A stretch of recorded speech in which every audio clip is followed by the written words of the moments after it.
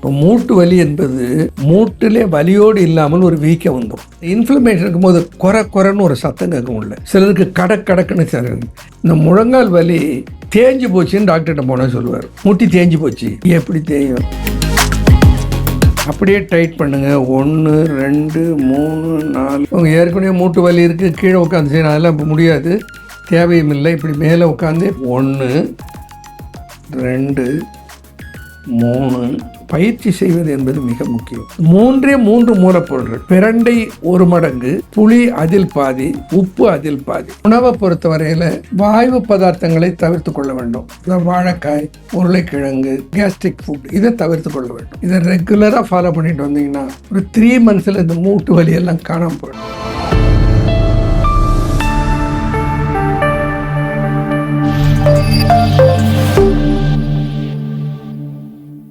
Cosmo health நேயர்கள் அனைவருக்கும் வணக்கம். இன்றைய நிகழ்ச்சியில அறிவியல் சித்தர் டாக்டர் அன்பு கணபதி அவர்கள் நம்ம கூட இணைந்திருக்காரு. தொடர்ந்து நிறைய விஷயங்கள் பேசலாம். வணக்கம் சார். வணக்கம். எப்படி இருக்கீங்க சார்? நல்லா இருக்கேன். சரி, இன்னைக்கு நிகழ்ச்சியில இந்த மூட்டு வலிக்கான ஒரு தீர்வு சொல்லுங்க சார். நிறைய பேருக்கு இன்னைக்கு சின்னவங்கல இருந்து பெரியவங்க வரைக்கும் எல்லாருக்குமே இந்த வலிகள் அப்படிங்கிறது ரொம்ப காமன் ஆயிருச்சு. குறிப்பா ஒரு 40-45 வயசுக்கு மேல இருக்கிறவங்களுக்கு இந்த ஜாயிண்ட் பெயின், நீ ஜாயிண்ட் பெயின் வலி இருக்கிறத நம்மளால பார்க்க முடியுது. ஸோ முதல்ல இதற்கான காரணம் அப்படின்னா என்ன பார்க்கலாம் சார்? அதாவதுமா, மூட்டு வலி, அதான் மூட்டி வலி, முழங்கால் வலின்னு சில மாநிலங்களில் சொல்லுவாங்க. சில மாவட்டங்களில் முழங்கால் என்பது இந்த நீயை குறிக்கிற சொல்லு. இந்த முழங்கால் வலி தேஞ்சு போச்சுன்னு டாக்டர்கிட்ட போனால் சொல்லுவார், முட்டி தேஞ்சு போச்சு. முட்டி எப்படி சார் தேயும்? எப்படி தேயும்? முட்டி தேயும்னாமா, வயலில் காலை இப்போதானே டிராக்டர்லாம் வந்துவிடுது. எங்கள் காலத்திலலாம் காலையில் 6 மணிக்கு ஆரம்பித்தான்னா 11 மணி வரைக்கும் 5 மணி வரைக்கும் ஏர் ஓட்டிகிட்டு இருப்பான். இந்த மாடு கூட நடக்கிறான். அவனுக்கு முட்டி 60 வயசு 70 வயசு வரைக்கும் ஒரு முட்டியும் தேயலை. வயலில் தலையில் ஒரு கட்டை தூக்கிட்டு வாய்க்காலை தாண்டி அந்தாண்ட ஓடுவான் தூக்கிட்டு.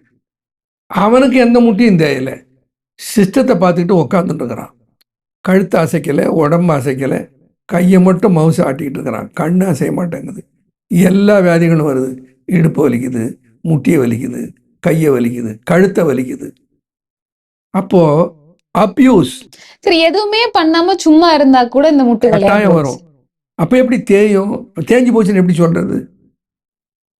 தேயறது நம்ம இப்போ பல்லு வளர்க்குறோம், பல்லு தேயணும் இல்லை, நடக்கிறோம். வெறுங்காலில் நடந்தா செருப்பு போட்டுக்கிட்டு நடக்கிறோம். ஒரு 6 மாதத்துக்கு ஒரு செருப்பு தேஞ்சு போகுது. வெறுங்காலில் நடக்கிறவனுக்கு அப்போ காலம் தேஞ்சு போகணும் இல்லை? இப்போ உடலுக்கு இயற்கையாக இருக்கிற ஒரு சக்தி என்னென்னா, எது தேய்ந்து எது சிதைந்தாலும் அதை அதுவே புதுப்பித்து கொள்ளும் ஓய்வாக இருக்கிற போது. புரியுதுங்களா? அப்போது காலில் முட்டில் இருக்கிற எலும்பு தேஞ்சு போச்சு. 74 வயசு மணவாளன் செட்டின்னு சொல்லி திருவற்றியூர்லேருந்து வந்தார். அவருடைய மகன் அமெரிக்காவிலேருந்து அவருக்கு பணம் அனுப்பிட்டார் 1.5 லட்சம். நான் சொல்கிறது 20 வருஷத்துக்கு முன்னாடி. அப்போ 1.5 லட்சம் தான் நீ ரீப்ளேஸ்மெண்ட்டுக்கு பண்ணி சொல்லி அவர் என்கிட்ட, டாக்டர் நான் எல்லாம் பண்ணிக்க மாட்டேன், எனக்கு வைத்தியம் பாருங்கன்னு. 96 வயசு 95 வயசு இருந்தார். முட்டி ரீப்ளேஸ்மெண்ட்டே பண்ணிக்கல, நார்மலாக இருந்தார். அதனால் அதை மீண்டும் மீட்டெடுக்கிற மருந்துகள், மீட்டெடுக்கிற உணவுகள், மீட்டெடுக்கிற பயிற்சிகள் சித்த மருத்துவத்திலே பரிந்துரைக்கப்பட்டிருக்கின்றது. இதெல்லாம் உணவு அப்படின்னு பார்த்தோம்னா இந்த மூட்டு வலிகளுக்கும் வீக்கத்துக்கும் சரி செய்யற மாதிரியான உணவு அப்படின்னே இருக்கா சார்? இருக்குமா. இப்போ மூட்டு வலி என்பது மூட்டிலே வலியோடு இல்லாமல் ஒரு வீக்கம் வந்துடும். இன்ஃப்ளமேஷன் இருக்கும்போது குறைன்னு ஒரு சத்தம் கேட்கும் உள்ள, சிலருக்கு கடக்குன்னு சார். கீழின் பகையால் கிளைத்த வலி வீக்கம், காலில் பிடிப்பொடு, கை கால் எரிவு, மேலிலழு வாதத்தால் நோவு, மலக்கட்டு, சோபையும் போம் சீதத்தால் சப்தலைக்கு சப்தலைன்னு ஒரு மூலிகை இருக்கிறது. இந்த சப்தலை மூலிகையை கையாண்டால் கீழின் பிடைப்பால் கிளைத்த வலி வீக்கம். கீழ் என்பதுமா, கதவுல ஒரு பக்கமாக திறக்கலாம், திரும்ப ஒரு பக்கம் மூடலாம், திரும்ப அந்த பக்கம் திரும்பினா புட்டுக்கும். கால் முட்டி இருக்கிறது மடக்கலாம், நீட்டலாம். முழுக்க நிமித்தினீங்கன்னா என்ன உடச்சிக்கும். இது கீழ் இணைப்புன்னு பேர். இந்த கீழ் இணைப்பு பகையாகி கிளைத்து வலியும் வீக்கமும் இருக்கிறது. அதுக்கு என்ன பண்ணுறது? சித்தர்கள் அதுக்கு சப்தலைன்னு ஒரு மூலிகை இருக்குது. அந்த மூலிகை அன்றாடம் உண்டு வந்தால் போயிடணும். முடக்கருத்தான் என்று ஒரு மூலிகை இருக்கிறது. இந்த முடக்கருத்தான் மூலிகையை முறையாக கையாண்டால் ஒரு 3-5-6 மாதத்துக்குள்ள மூட்டு வலியிலிருந்து முழுமையாக விடுபட்டு வெளியில் வந்துடலாம். இதை எப்படி முறையா பயன்படுத்தணும் சார்? 2 வகை இருக்கு. ஒன்று, முடக்கத்தான் கீரையை பொரியலாக செய்து அன்றாடம் உணவில் சேர்த்துக்கணும். அன்றாடம், என்னைக்காவது ஒரு நாளைக்கு, வாரத்துக்கு ஒரு நாள் சாப்பிட்றதில்லை, அன்றாடம் தொடர்ந்து சாப்பிட வேண்டும். அதோடு இல்லாமல் அதே முடக்கத்தான் இலையை நல்லெண்ணெயில் போட்டு காய்ச்சி அதை தைலமாக்கி அந்த தைலத்தை முட்டியிலே அன்றாடம் தேய்த்து வர வேண்டும். அது எப்படி ப்ரிப்பேர் பண்றது சார்? ஒன்றும் இல்லைம்மா, முடக்கத்தான் இலை எப்பயுமே ஒரே ஃபார்முலா தான், 1:10. ஒரு 1 லிட்டர் எண்ணெய் எடுக்க, நல்லெண்ணெய் எடுக்கணும்னு வச்சுக்க, நல்லெண்ணெய் தான் எப்பயுமே. இந்த வலிக்கு வீக்கத்துக்கு எல்லாம் போடுறது தேங்காய் எண்ணெய் இல்லை, நல்லெண்ணெய் தான். 1 லிட்டர் எடுத்தீங்கன்னாக்கா அதில் 100 கிராம் அல்லது 100 மில்லி முடக்கத்தான் சாறு. இதான் ப்ரொபோர்ஷன். சாறு எடுக்கணும், இடித்து கொஞ்சம் தண்ணி விட்டு இடித்து சாறு எடுத்துக்கலாம். இந்த ரெண்டையும் கலந்து காய்ச்சிற முறையெல்லாம் நான் முதல்ல சொல்லியிருக்கேன். அந்த காய்ச்சறதுல ஈரப்பதம் இருந்ததுன்னா நாற்றம் எடுத்துரும், அது சீண்டடிக்குன்னு சொல்லுவோம். அந்த பக்குவமாக காய்ச்சி அந்த எண்ணெயை எடுத்துட்டோன்னா அதை போட்டு முட்டியிலே தேய்த்து வர வேண்டும். உள்ளுக்கு முடக்கத்தான் சாப்பிட வேண்டும். அப்போ எப்படி சாப்பிடணும்? இந்த முடக்கத்தானை ஒன்று சாறாக எடுத்து ஜூஸாக தினம் காலையில் குடிக்கலாம். ஒரு தடவை அடிஷனலாக மலம் போகும். அது என்னம்மா, எல்லா மூட்டு வலிக்கும் நாங்கள் என்ன கொடுப்போம் முதல்லன்னா, மலம் அவன் நல்லா தினம் கான்ஸ்டிபேஷன் இல்லை, நான் தினம் நல்லா மோஷன் போகிறேன்னு சொன்னால் கூட அவருக்கு ஒன்று கொடுத்துருவோம். காரணம் என்னென்னா, மலம் சரியாக நீங்காததே மூட்டு வலிக்கு ஒரு முதல் காரணம். எவ்வளோ ml எடுக்கணும் சார் சாறு குடிக்கிறதுக்கு? 1 ounce எடுத்தால் போகிறோம். ஒரு தடவை அடிஷனலாக மோஷன் போகும், பயப்பட வேண்டியதில்லை.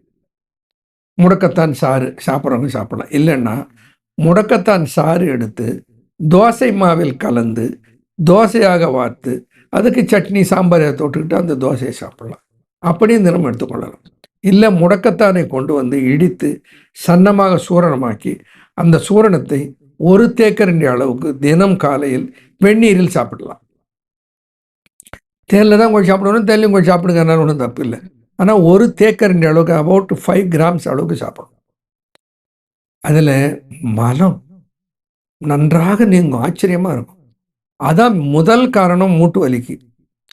ஆச்சுங்களா? இப்படி முடக்கத்தான் நிலையை பயன்படுத்தலாம். சூலத்தால் குத்துற மாதிரி வலிக்குமா முட்டியில், அந்த பிடிப்பு, முட்டியை அசைக்க முடியாது, பிடிச்சிங்க. நரித்தலை வாதம்னு ஒன்று இருக்குது. இந்த முட்டி பலாக்காய் மாதிரி கரடு முரடாக வீங்கி எடுக்கும், வீங்கிடும். காலை மடக்க நீட்ட முடியாது, ஸ்டிஃப்னஸ் ஆகிடும். அதையெல்லாம் கூட சரி செய்கிற மருத்துவ முறை சித்த மருத்துவத்தில் இருக்கிறது. அதுக்கு சிறந்த மருந்து முடக்கத்தான். அது இல்லாமல் பல அற்புதமான ரசவாத மருந்துகள் சித்த மருத்துவத்தில் இருக்கின்றன. அதில் பார்த்தீங்கன்னா சண்டமாருத செந்தூரம் என்று ஒன்று இருக்கிறது, வாத ராட்சதன் என்று ஒன்று இருக்கிறது, அயவீர செந்தூரம் என்று இருக்குது. இதிலெல்லாம் எந்த சைடு எஃபெக்டும் வராது. அவைகளெல்லாம் முறையாக தயாரித்து கையாண்டால் மூட்டு வலியிலிருந்து முழுமையாக வெளியாகிடலாம். மூட்டு வலிக்கு வெளியிலே தடவுவதற்கு தைலங்கள் நிறைய இருக்கின்றன. மயன தைலம், வாதகேசரி தைலம், இந்த தைலங்கள் எல்லாம் பயன்படுத்தலாம். நாம் என்ன பண்ணுறோம், ருத்வா ரோலான்னு கொடுத்துட்றோம், தேய்ச்சி சொல்லிடுறோம். அதில் மயன தைலம் இருக்குது, வாதகேசரி தைலம் இருக்குது, கற்பூர தைலம் இருக்கிறது, சாம்பிராணி தைலம் இருக்கிறது, எல்லாமே இருக்கிறது. அதில் வலி உடனே போயிடும். வலி போக்குவதற்கு முதல் காரணம் பயிற்சி செய்வதற்கு, உங்களை தயார்படுத்துவதற்கு. அந்த சந்தேகம் தான் சார். இப்போ ஆல்ரெடி மூட்டு வலி இருக்கு, இல்ல மூட்டுல நீர் இருக்கு, எங்களால நடக்கவே முடியல, இந்த மாதிரி பிரச்சனை இருக்கிறவங்கள வாக்கிங் போக சொல்றாங்க. இந்த வலியோட அவங்க வாக்கிங் போக முடியுமா, போகலாமா சார்? வலியோட வாக்கிங் போகக்கூடாது. வலியை சரி செய்து கொண்டு வாக்கிங் போகணும். ஏன்னா இந்த வலியை சரி செய்து கொள்வதற்கு செய்கிற பயிற்சிகள் ஸ்ட்ரெச்சிங் எக்ஸசைஸ், விரைக்க வைக்கிற பயிற்சிகள், அதை செய்யணும். அசைக்கிற பயிற்சிகள் அதை பண்ணக்கூடாது. அதை பண்ணுவது எப்படின்னா, ஸ்ட்ரெச்சிங் பயிற்சிகளை செய்து அந்த உறுப்பினுடைய இணைப்பு கொண்டிருக்கிற திசுக்களை எல்லாம் பலப்படுத்தி கொண்டு அதற்கு பிறகு நீங்கள் நடப்பதற்கு முயற்சிக்கலாம். ஸோ இப்போ வாக்கிங் மாதிரி போகும்போது மூட்டு வலியை சரி செய்ய முடியும்.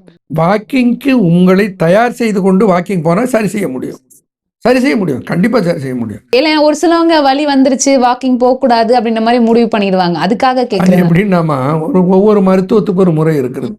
கழுத்திலே வலி இருக்கிறது, உடனே ஒரு காலரை போட்டு கழுத்தை அசைக்காம வச்சிங்கன்னு ஒரு மருத்துவம் இருக்கிறது. அது ஒரு மருத்துவ முறை, குறை சொல்ல முடியாது. இடுப்பு வலிக்கிற, இடுப்புக்கு ஒரு பெல்ட்டை போட்டு வலி. சித்த மருத்துவம் என்ன சொல்லுகிறது, அதற்குரிய மருந்தையும் அதற்குரிய பயிற்சியும் செய்தார். கழுத்து காலர் தேவையில்லை, கழட்டி போட்டு போயிடுன்னு சொல்லுவார். இடுப்புக்கு தேவையில்லை. எத்தனை பேர், நூற்றுக்கணக்கானவர்களுக்கு இந்த கழுத்தில் காலர் போட்டு வந்தவொடனே காலர் எடுங்கம்மா போய் இப்படியே காலர் போட்டு இருந்தா அது அசைக்க முடியாம அப்படியே இருந்துரும்ல சார். அப்புறம் அசைக்க முடியாம இருந்தா அதுக்கு முழு ஓய்வு கிடைக்கிறது. அப்போ அந்த வலி போயிடுது. திருப்பி கொஞ்ச நாள் கழித்து திருப்பிட்டு வரும். இடுப்பு வலியும் அப்படிதான். ஆனால் இந்த பயிற்சிகளோடு சேர்ந்து மருத்துவத்தை மேற்கொண்டு முழுமையாக குணப்படுத்தி கொண்டால் திரும்ப வராது. சரி, நம்ம உணவு முறைகள் பார்த்தோம், இது எப்படி சரி பண்றதுன்றதை பத்தி நீங்க சொன்னீங்க.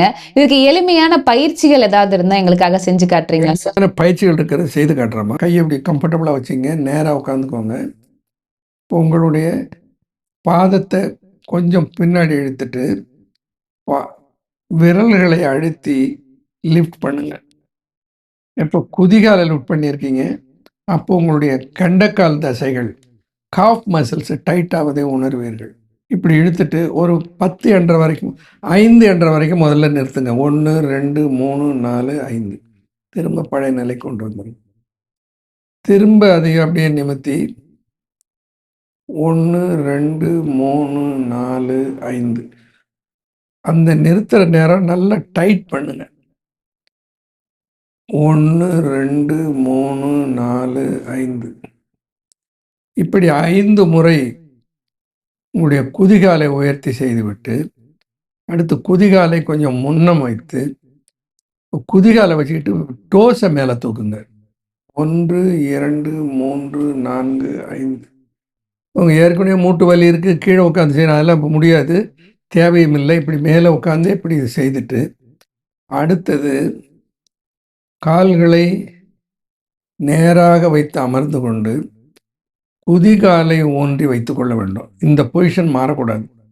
இப்போ சேரையோ இல்லை ஸ்டூலையோ பிடிச்சிக்கிட்டு 1 2 3 4 5 குதிகாலில் இப்படி நின்றுக்கோங்க. திரும்ப கால் இப்படி வரக்கூடாது, இப்படியே இருக்கட்டும். 1 மடக்கி நீட்டணும்.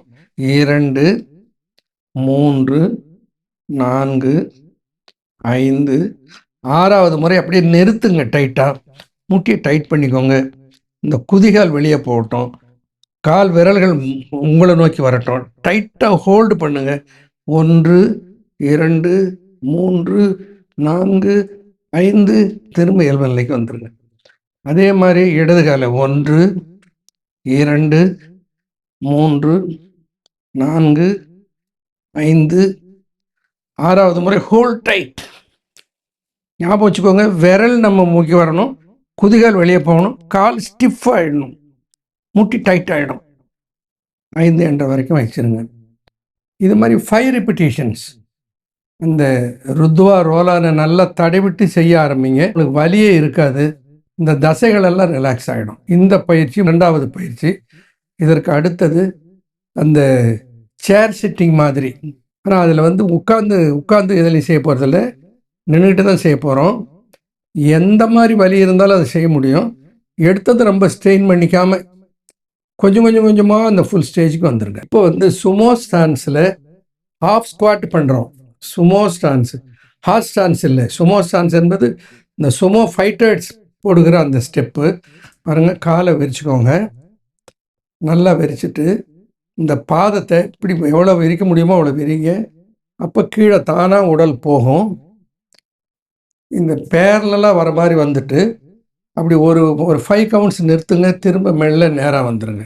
திரும்ப பாருங்கள், கீழே ஃபுல்லாக வரீங்க. 1 2 3 4 5 திரும்ப வந்துடுங்க. திரும்ப ஃபுல்லாக கீழே வாங்க. 1 2 3 4 5 திரும்ப மேலே வாங்க. இது மாதிரி 5 டைம்ஸ் செய்யுங்க. இந்த 5 டைம்ஸ் என்ன, சிட்டிங் பாஸ்சரில் உட்காருவது வந்து எவ்வளவு மேக்சிமம் அந்த தொடை வந்து தரைக்கு பேரலாக வர முடியுமோ அந்த அளவு உட்காரணும். பாருங்கள், காலை இப்படி வச்சுக்கோங்க, காலை விரிச்சுக்கோங்க. விரிச்சிங்கன்னா தானே கீழே போகும், வலி இருக்காது. ஃபுல்லாக கீழே போங்க, அப்படி இருங்க. திரும்ப அப்படியே மெல்ல வாங்க. இதுதான் ஒரு 5 முறை செய்யுங்க. கொஞ்சம் கொஞ்சமாக இன்க்ரீஸ் பண்ணி 10 தடவை செய்கிற அளவுக்கு வந்துடலாம். இப்போ வந்து இந்த நீ ப்ரெஸ்ன்னு இது ஆங்கிலத்தில் சொல்லுவார்கள். முட்டிக்கு அழுத்தம் கொடுப்பதன் காரணமாக இந்த குவாட்ரிசிப்ஸ், ஹாம்ஸ்ட்ராங் அண்ட் காஃப் மசில்ஸ் திரும்ப ஸ்ட்ரெங்தன் ஆகும். இந்த பெட்டலா வந்து டைட்டன் ஆகும்.